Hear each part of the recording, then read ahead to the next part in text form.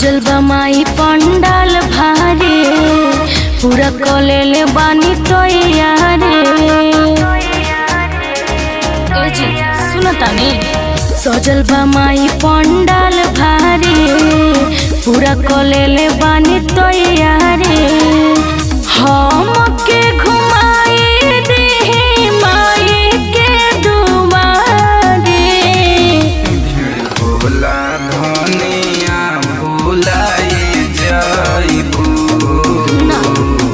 भगतन के बीच में अछुराई जाइबू।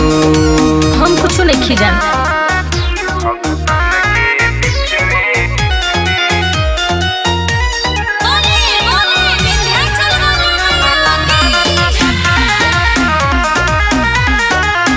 पंडित जी से दोनों बेरा पाठ पढ़वाई। अच्छा। जवन तू कहबू तोहरा किन के ले आईब।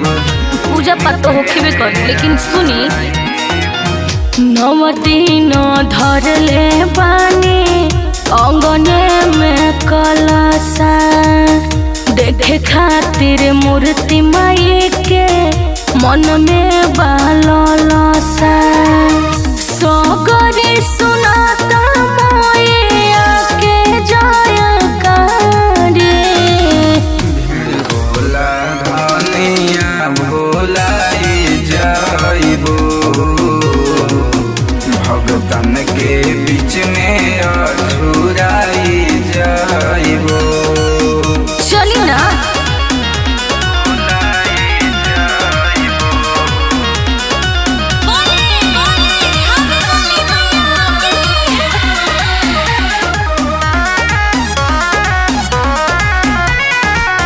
भीड़ बड़ी होला धनी सुनबई पास हो। मूर्ति तू देखे खातिर छोड़ दा तू आस हो।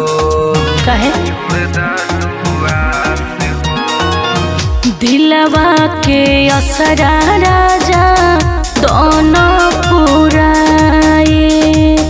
असो दशहरा के मेला दो घुमाए। बात माना चंद्र से